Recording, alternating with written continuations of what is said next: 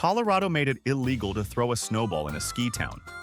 A headless chicken toured the whole country as a celebrity from Colorado. And Denver invented the cheeseburger, then never even bothered to protect the patent. This state is absolutely unhinged, and we're just getting started. Stay with us, because the next 71 facts about Colorado are going to make you question everything you thought you knew about America. If fact number 52 didn't make your jaw drop, watch it again. Drop a comment with the one that shocked you most, and if you're new here, smash that subscribe button because we do this for every single state.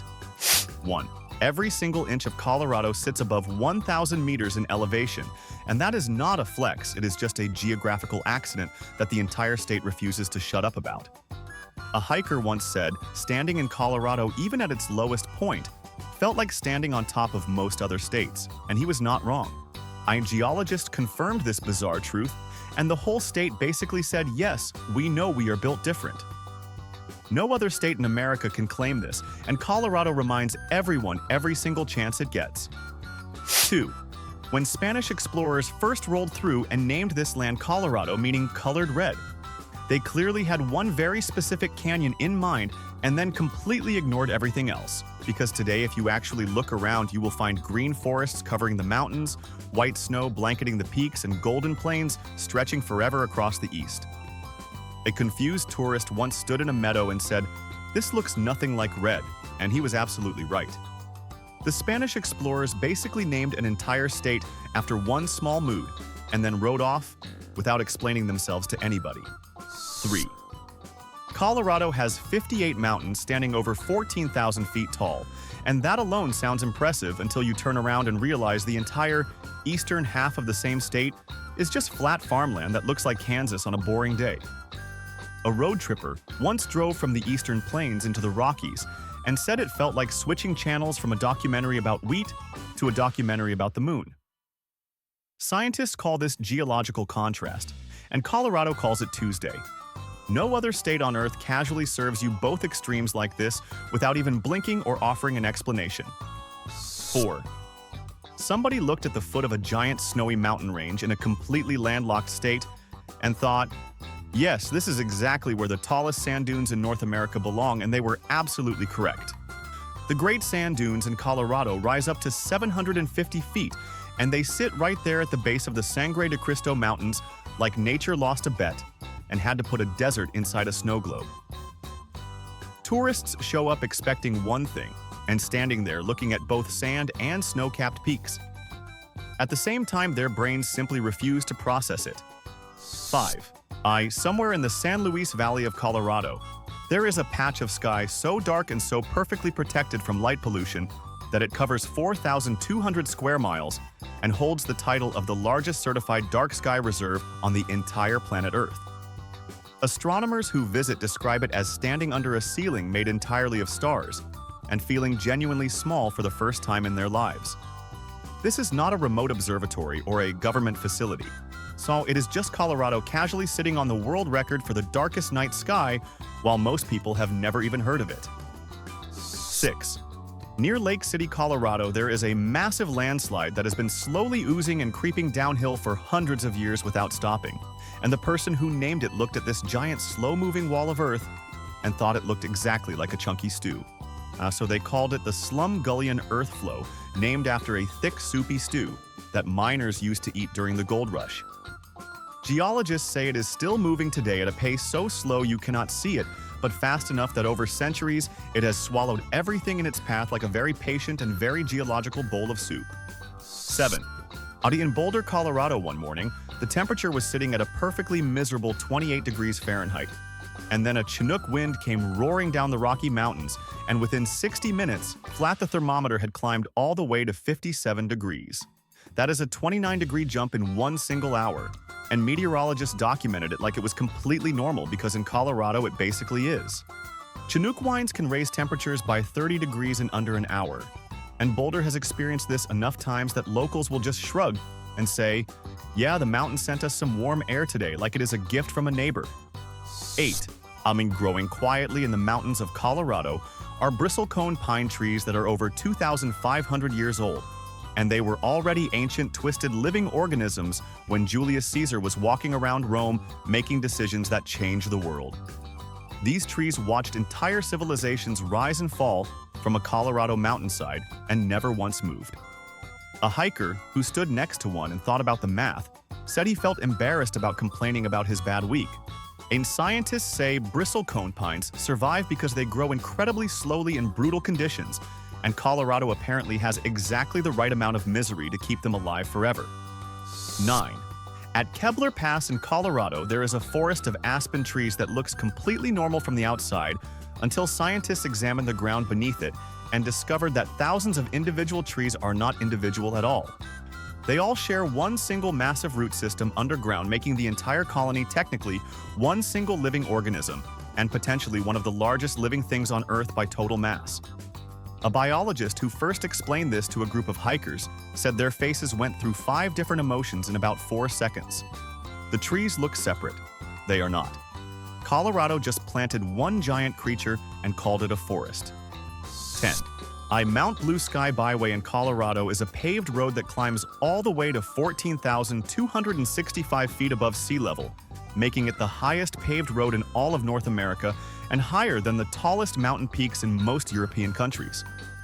A European tourist who drove it said he had climbed actual mountains back home that were shorter than this road, and he pulled over 3 times just to sit with that information. Engineers built this road to the top of a 14er and then paved it smoothly so that anyone with a car and a mild sense of adventure could casually drive higher than the Alps. 11. Glenwood Springs, Colorado is home to the largest outdoor mineral hot springs pool in the entire world. And the truly ridiculous part is that this place exists in a state that is internationally famous for being buried in snow and frozen half the year. And the pool stretches over 400 feet long and sits right there in the Rocky Mountains, steaming gently while everything around it is cold enough to make your nose hairs freeze.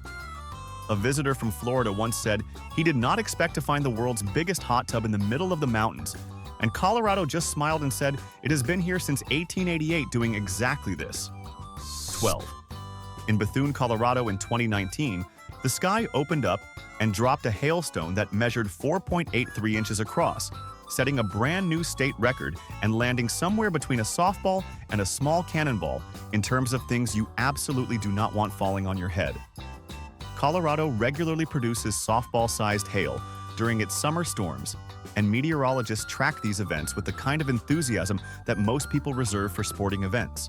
Say a farmer standing in his field during a hailstorm once described the sound as someone throwing bowling balls onto a tin roof, and said the dents in his truck told the whole story better than he ever could.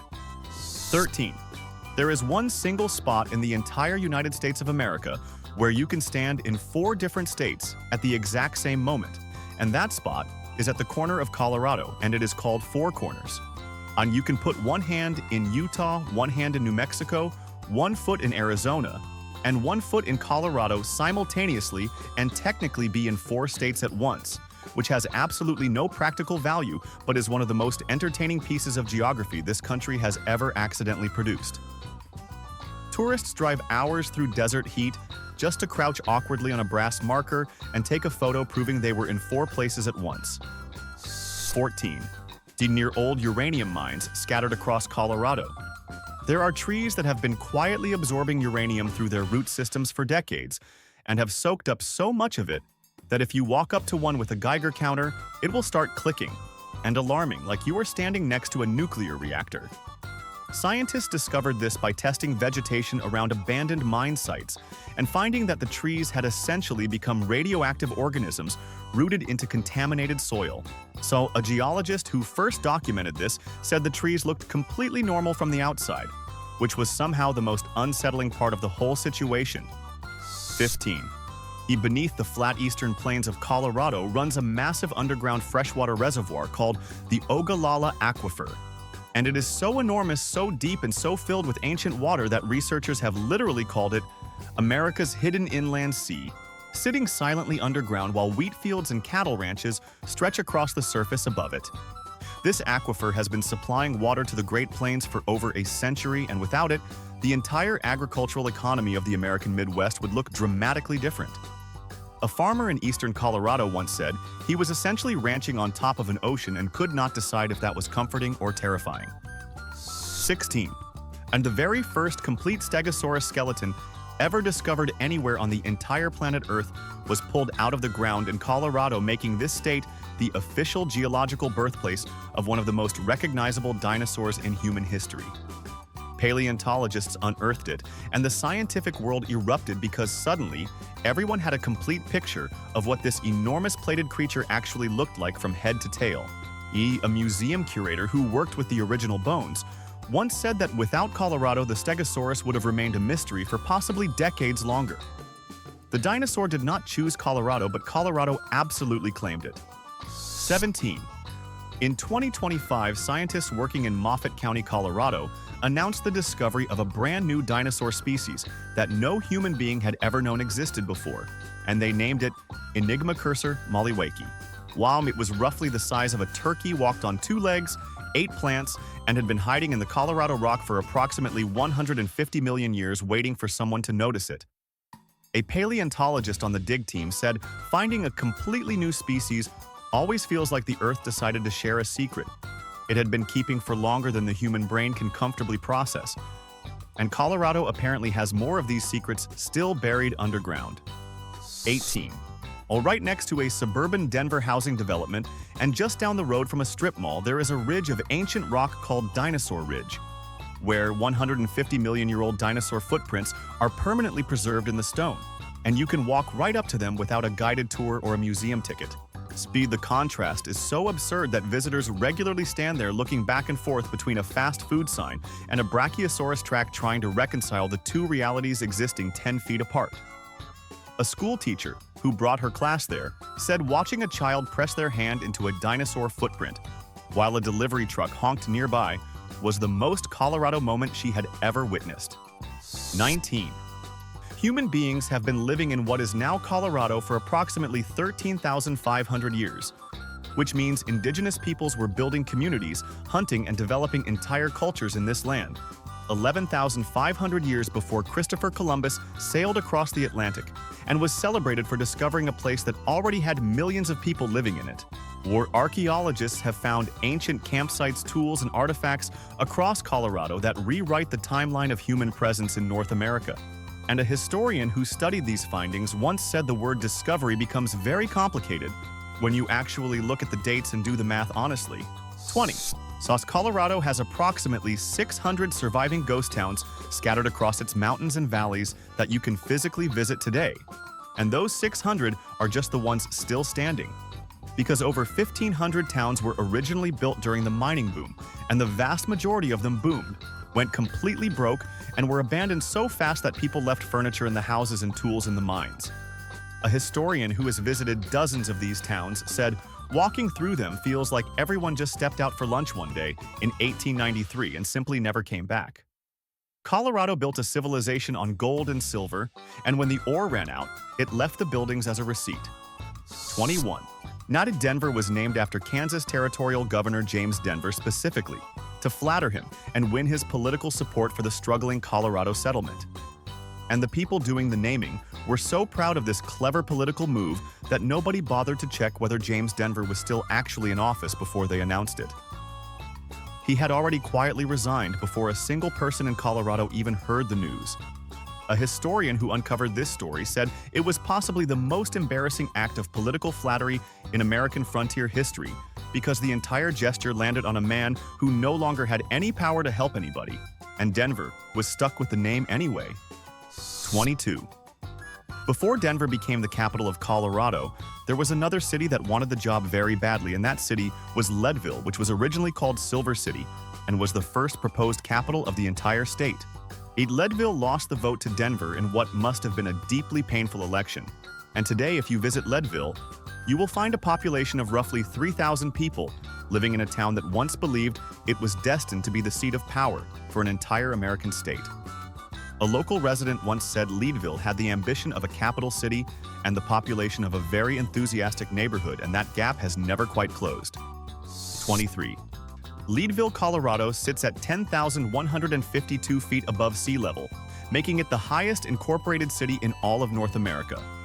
And if you walk its main street today, you will feel like you have stepped directly onto the set of a Wild West film that nobody told to stop filming. The wooden storefronts, the narrow streets, and the mountain backdrop look so authentically preserved that tourists regularly ask if the whole town is a theme park. And locals have to explain that people actually live here and have been living here since the 1870s at an altitude that makes newcomers dizzy just from walking to the grocery store. 24. From 1929 all the way until 2003, the Royal Gorge Bridge near Canyon City, Colorado held the title of the highest bridge in the entire world, with a 956-foot drop straight down to the Arkansas River churning below it. And the way tourists crossed this record-breaking structure was by walking across a wooden plank walkway suspended nearly 1,000 feet in the air. A visitor who crossed it in the 1970s said the planks had gaps wide enough to see the river through, and the whole thing swayed slightly in the wind, and he could not decide if he was having the best or worst experience of his life while standing on it. 25. And inside the Colorado State Capitol building, there is a type of stone called Colorado Rose onyx, lining the wainscoting, and it is so rare, so geologically specific to one small deposit that every single ounce of the known global supply of this stone on the entire planet Earth was used up during the construction of that one building. There is none left anywhere. Not in a mine, not in a warehouse, not in a museum collection. A geologist who confirmed this fact said, Colorado essentially decorated one government building with a material it then permanently removed from existence, and the building just sits there looking beautiful, while the rest of the world will never see that stone anywhere else ever again. 26. The Durango and Silverton Narrow Gauge Railroad was built in 1882 and has been running on those exact same original tracks ever since, making it one of the most continuously operated historic railroads in America. And Hollywood discovered it early because it appeared in over a dozen major films, including Butch Cassidy and The Sundance Kid, where its dramatic mountain route through the San Juan Gorge looked so cinematic that directors kept coming back. A film historian once noted that this Colorado train has appeared on more movie screens than most professional actors, and it does not even have an agent. It just runs through the mountains every day like it always has since 1882. 27.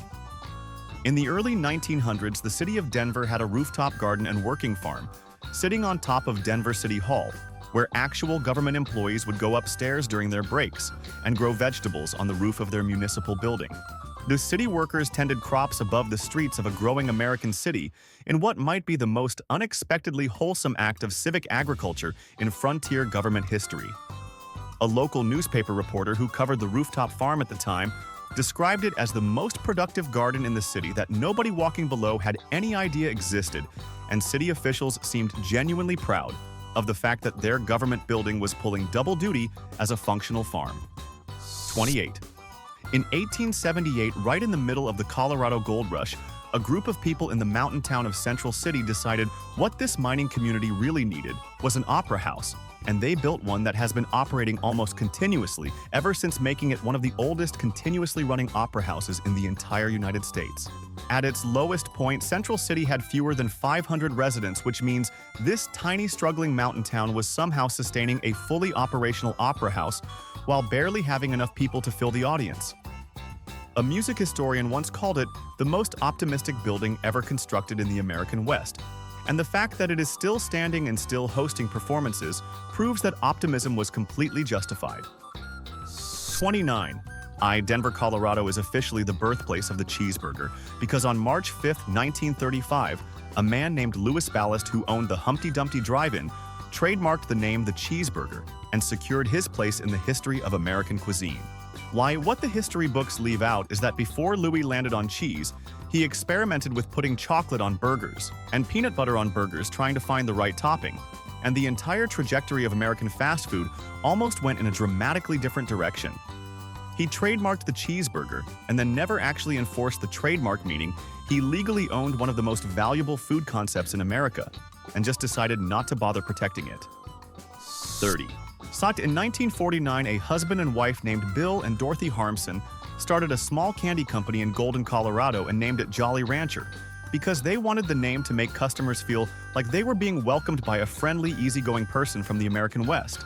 So that small Colorado company eventually grew into one of the most recognizable candy brands in the entire United States, and the little hard fruit candies that generations of Americans have been sticking to the roofs of their mouths since childhood were invented because two people in Colorado thought a candy company should feel like a warm handshake from a rancher who was genuinely happy to see you. 31. War in 1914, a man named David Dwight Sturgeon living in Denver, Colorado looked at his house and decided the electric lights inside it should also be outside it. And he became the first person in American history to hang outdoor electric Christmas lights, making Denver the first city in the entire United States to officially light up its streets for Christmas. Every neighborhood in America that goes completely unhinged with holiday decorations every December, and every house that can be seen from space due to the sheer volume of blinking lights, owes that tradition entirely to one man in Colorado who one day simply decided the outside of his house needed to be as bright as the inside. 32. Coors Field in Denver, Colorado has broken the Major League Baseball home run record multiple times. And the reason has nothing to do with the players and everything to do with the air. Because at 1 mile above sea level, the atmosphere is so thin and so dry that a baseball hit in Denver travels measurably farther than the exact same hit would travel in any sea level stadium in the country. Pitchers who come to Denver to play the Rockies have described it as throwing a ball into a vacuum and watching it just keep going. Scientists calculated the difference and confirmed that the altitude gives every ball an unfair aerodynamic advantage, and the stadium just sits there at a mile high, being scientifically inconvenient for visiting teams. 33. Colorado ski resorts are legally permitted to hire private weather modification companies to fly above storm clouds and burn silver iodide particles into them, which causes the clouds to produce more snowfall than they would have naturally. And this is a completely real government-approved practice that has been happening for decades in the Rocky Mountains. The truly remarkable part is that Colorado also allows private citizens to apply for a permit to do this themselves, meaning that if you own land in Colorado and you want more snow on it, you can legally hire someone to modify the weather above your property. A meteorologist who explained this process to a room full of people said half of them laughed and the other half immediately asked where to get the permit. 34. The Denver Performing Arts Complex is the second largest performing arts venue in the entire world. And it is bigger than Lincoln Center in New York City, which most Americans would assume is the obvious winner of that competition without even questioning it. Denver, Colorado, a state that the rest of the country primarily associates with skiing powder snow and hiking trails, quietly built a performing arts complex so massive it outranks nearly every cultural venue on the planet. A New Yorker who visited and discovered this fact stood in the lobby for a long moment and then said absolutely nothing because there was genuinely nothing useful to say about it. 35. After Prohibition ended, Colorado wasted no time, and Denver's first newly licensed distillery was founded specifically to make whiskey from locally grown Colorado grain, turning the state's own agricultural output directly into spirits and launching what would eventually become one of the most concentrated craft distillery scenes in the entire country. Colorado today has more craft distilleries per capita than almost anywhere else in America, and the whole thing started because someone in Denver looked at a field of Colorado grain and decided the most logical next step was to put it in a barrel and wait. A bartender in Denver once said the state went from zero to whiskey faster than any place he had ever worked, and the bottles have not stopped coming since. 36. In 1969, a 19-year-old living in Boulder, Colorado started walking into the Rocky Mountain foothills and hand-picking wild herbs from the ground. And that casual habit of a teenager who liked plants eventually became Celestial Seasonings, which grew into the largest herbal tea company in the entire world. Mo Siegel started the whole operation with a cloth bag and a pair of hiking boots and built it into a global brand that ships tea to millions of people across dozens of countries. A business professor who used this story in his lectures once told his students that the entire multinational herbal tea industry essentially began with a teenager wandering around a Colorado hillside, picking weeds and deciding they smelled nice enough to sell. 37. Colorado was the first state in the entire history of the United States to issue a license plate for a motor vehicle, which means that every single car driving on every single road in every single state in America today is participating in a tradition of vehicle identification that was invented in Colorado and then copied by the rest of the country, one state at a time. A transportation historian once pointed out that Colorado basically created the bureaucratic system that has annoyed drivers at the DMV for over a century, and the state has never once apologized for it. Every time someone groans about renewing their registration, they are groaning at a Colorado invention. 38. In November 2012, Colorado became the first state in American history to legalize recreational marijuana through a direct ballot initiative voted on by the citizens themselves, and the extraordinary detail is that on the day the law took effect, marijuana was still a federal crime, meaning Colorado had just made something legal by popular vote that the federal government of the same country still considered illegal. A legal scholar who analyzed the situation said it was one of the most unusual constitutional tensions in modern American history, where a state and its federal government were simultaneously operating under completely opposite laws about the same substance, and both sides just kept going about their day. 39. Denver, Colorado is the only city in the entire history of the Olympic Games to be awarded the Winter Olympics and then voluntarily give them back after the citizens decided they did not want them.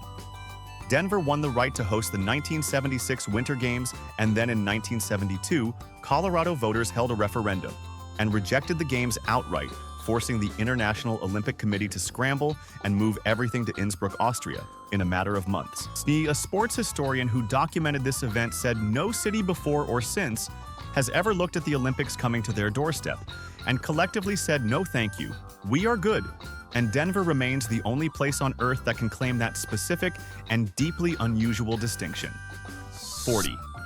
The Denver Mint sits in the middle of the city, and every single year it manufactures over 10 billion individual coins, making it one of the highest volume coin production facilities anywhere on the entire planet, and supplying a significant portion of the physical currency that circulates through the American economy on a daily basis.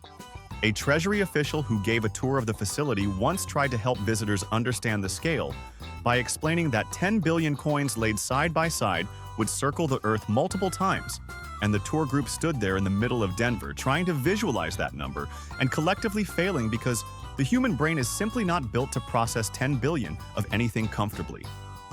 41. The Colorado State Capitol building in Denver has a step carved with the words 1 mile above sea level, because that 13th step sits at exactly 5,280 feet above sea level. And the detail that nobody puts in the brochure is that surveyors had to come back and remark that step 3 separate times before they finally got the measurement perfectly right. A surveyor who worked on one of the corrections said the pressure of being the person responsible for accurately marking the exact mile-high point on a government building in front of an entire state was not something they taught you to handle in surveying school, and he was not wrong. 42. Since 1989, the city of Denver, Colorado has been collecting a dedicated tax from its residents, specifically and exclusively for funding public arts. And the result is that Denver now spends more money per capita on public arts than any other city in the entire United States. Voters approved this tax themselves, which means the people of Denver looked at a ballot and collectively decided that mural sculptures and public installations were worth paying extra for every single year indefinitely. A city official who oversees the Arts Fund once said Denver is proof that when you ask people directly whether they want art in their city, the answer is almost always yes, if you phrase the question correctly and make the check small enough. 43. Rocky Mountain National Park covers nearly 400,000 acres of protected wilderness. And that sounds enormous until you learn that 400,000 acres represents only about 2% of the total forested land inside Colorado, meaning the park that most people think of as defining Colorado is essentially a small corner of a state so geographically massive that it makes the national park look like a backyard garden by comparison. A park ranger who has given this fact to thousands of visitors over his career said the reaction is always the same, which is a long pause followed by someone quietly pulling out their phone to check if the math is actually right, and it always is. 44. Trail Ridge Road in Colorado climbs over the Continental Divide at over 12,000 feet above sea level, making it the highest continuous paved highway in the entire United States. And the small detail that the tourism brochures mention very quietly is that this record-breaking road is closed by snow for roughly 8 months out of every single year. That means the highest paved highway in America is only actually drivable for about 4 months before the Rocky Mountain winter arrives and buries it completely until the following summer.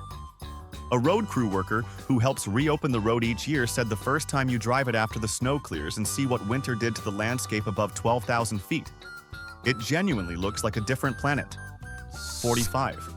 Say at Breckenridge Ski Resort in Colorado, there is a chairlift called the Imperial Express Super Chair that carries skiers to just under 13,000 feet above sea level, making it the highest chairlift in all of North America and putting it at an elevation higher than the absolute tallest mountains in the entire eastern United States. A skier from Virginia who rode it for the first time said he stepped off the lift and his legs felt completely normal, but his lungs filed an immediate formal complaint and requested to be transferred to a lower altitude. The chairlift sits so high that on certain days clouds pass below it and skiers look down at weather instead of up at it. 46. On a clear day standing in downtown Denver, Colorado, you can look west and count over 200 individual mountain peaks stretching across the horizon, and 32 of those peaks top 13,000 feet, which means Denver offers one of the most dramatic skyline views of any major American city on the planet. The deeply confusing part is that Denver itself sits on completely flat plains, and there are no mountains inside the city limits at all, meaning the entire spectacular view is borrowed from somewhere else entirely. A city planner once described Denver as a flat city that learned to accessorize and said the mountains on the horizon do more for Denver's identity than anything the city actually built itself. 47.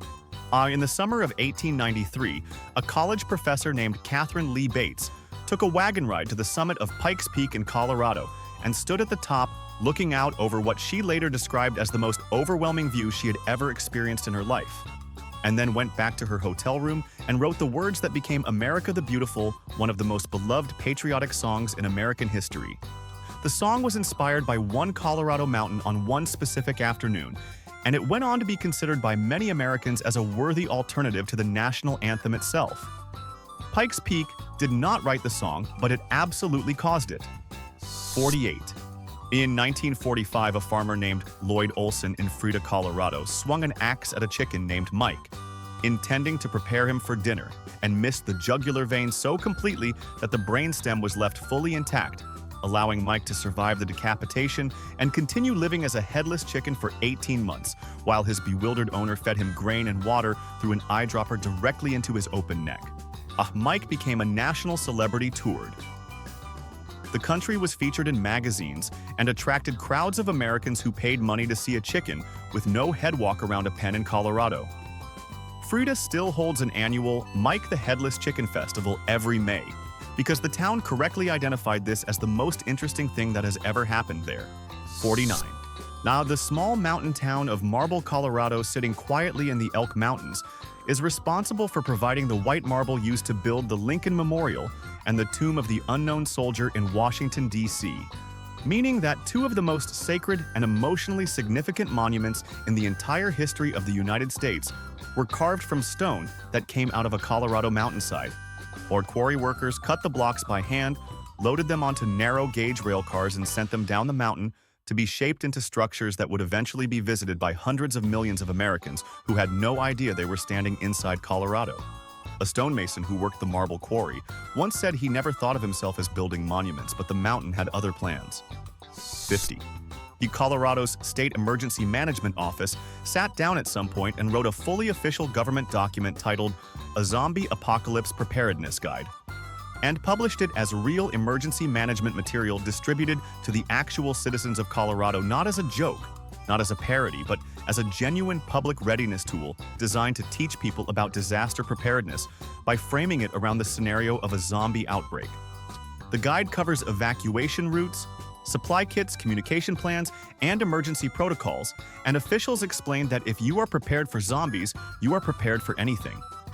A FEMA coordinator who reviewed it said it was the most read emergency preparedness document Colorado had ever produced, which says everything you need to know about how to get Americans to read government safety materials. 51. The Cripple Creek and Victor Gold Mine in Colorado has been pulling gold out of the ground since 1890 and has produced over 23 million ounces of gold in that time, which is a number so large it is almost impossible to spend mentally. And the town of Cripple Creek, sitting right next to this still operating gold mine, has a current population of fewer than 1,200 people, meaning one of the most productive gold mines in American history is essentially being watched over by a neighborhood. 52. In 1962, the United States government detonated an actual nuclear bomb underground in Colorado as part of a program called Project Rulison, designed to use atomic explosions to break apart rock and release trapped natural gas deposits. The experiment worked perfectly. The gas was released in enormous quantities. It was also completely radioactive and totally unusable. The government looked at their radioactive gas success and quietly shut the whole program down. A scientist involved once said they had solved the engineering problem magnificently and created an entirely different problem that nobody had adequately planned for. 53. The Great Sand Dunes in Colorado are already bizarre enough as the tallest sand dunes in North America, sitting at the foot of a snowy mountain range, but nature decided that was not strange enough and added a creek called Medano Creek that flows seasonally right through the base of the dunes, creating a scene that looks like someone combined a desert beach, a mountain resort, and a river, and dropped all three into the same Colorado Valley without asking anyone if that made geographical sense. 54. Denver International Airport covers 53 square miles of Colorado land, making it larger than the entire island of Manhattan, and the largest airport by total land area in the United States, and the second largest in the entire world. Travelers who land there and take the train to the terminal sometimes remark that the journey from the plane to baggage claim feels longer than some of their actual flights. A city planner once said Denver built an airport the size of a small country and then put it in the middle of nowhere just to make sure there was room to grow. 55. Colorado has more ghost towns relative to its current population than any other state in America, because during the gold and silver rush of the 1800s, thousands of towns were constructed almost overnight, filled with miners, merchants, and dreamers, and then abandoned just as fast when the ore ran out and the money stopped. Buildings were left standing. Furniture was left inside, tools were dropped mid-use, and entire communities simply ceased to exist between one season and the next. A historian once said, Colorado essentially built and discarded more towns than most countries ever managed to build in total. 56. In Aspen, Colorado, one of the most expensive and glamorous ski resort towns in the entire United States, snowballs are legally classified as missiles, in the same legal category as rocks and other dangerous projectiles, making it technically illegal to throw a snowball at anyone within city limits.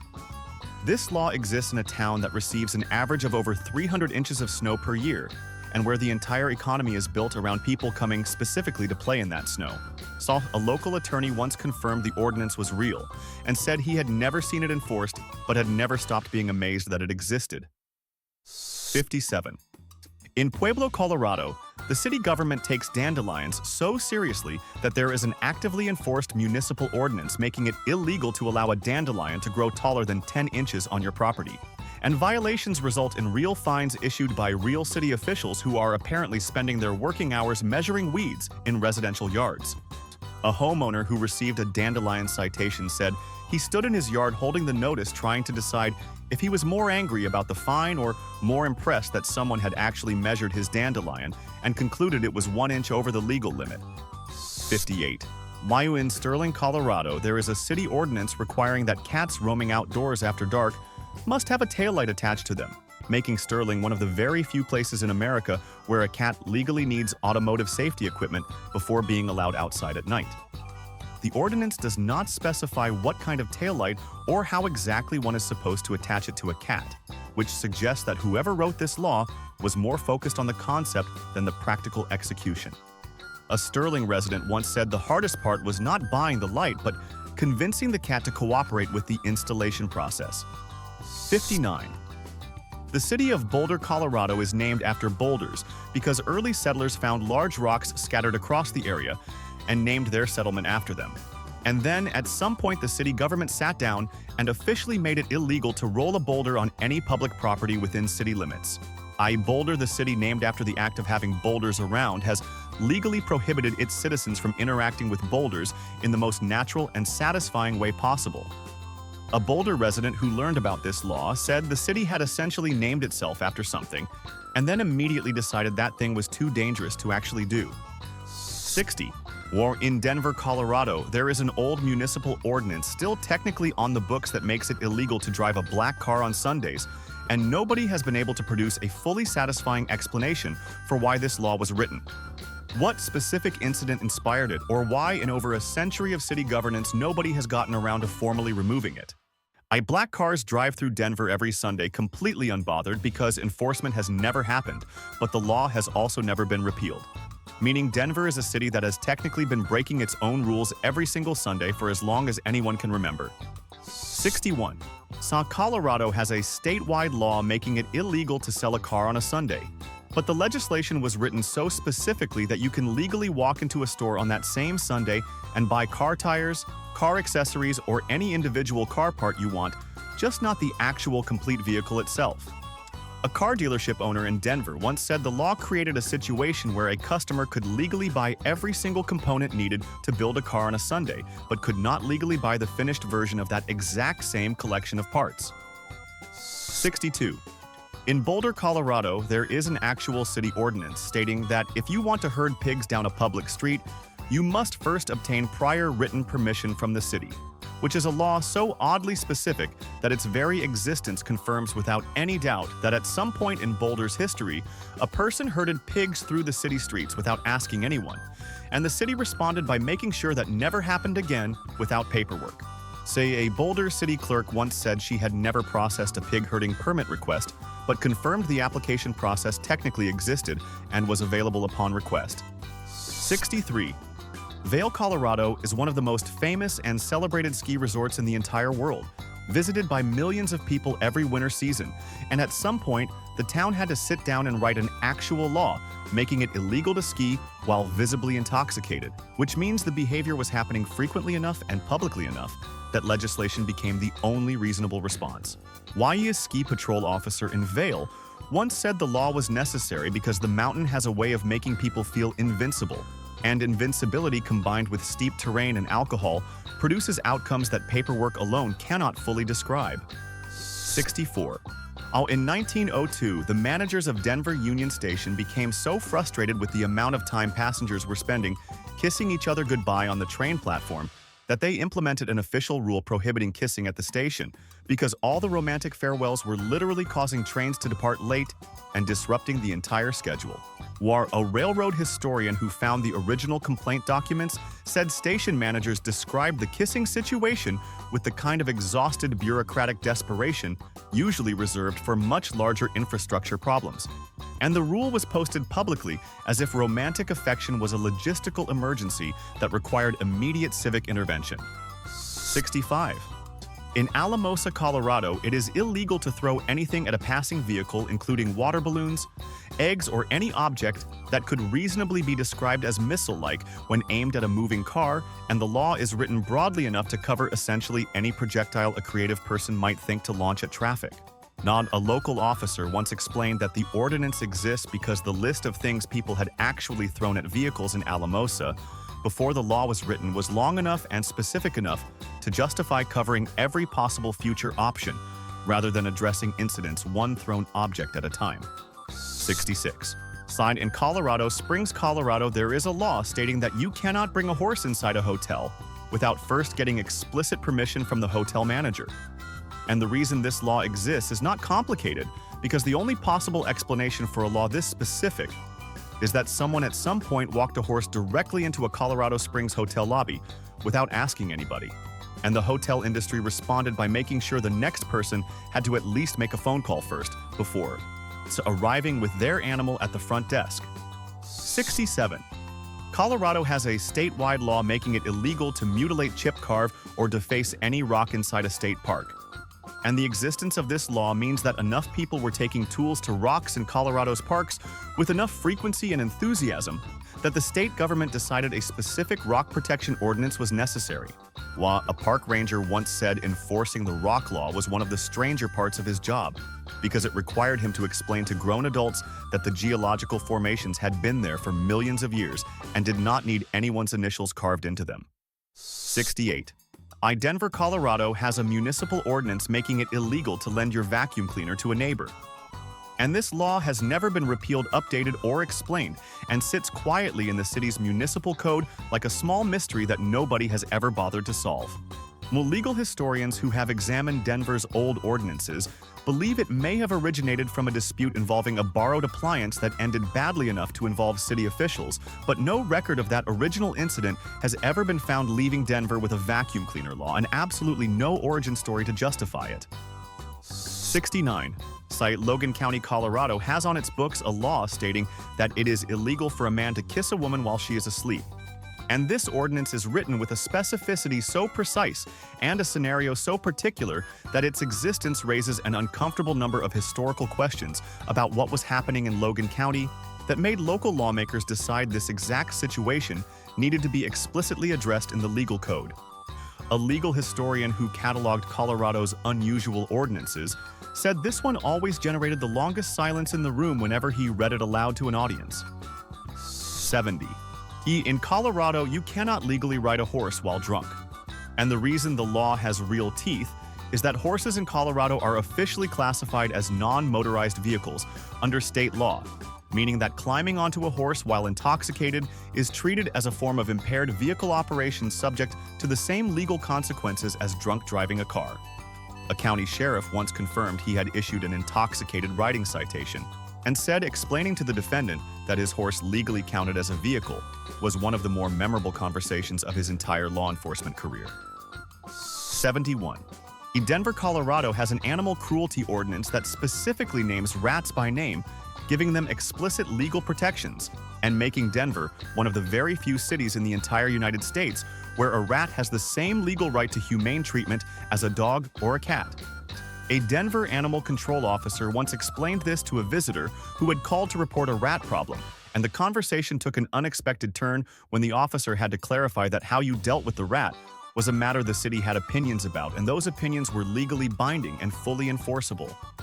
Colorado had a nuclear bomb, a headless chicken celebrity, radioactive trees, and a law making rats legally protected citizens, and this was just one state.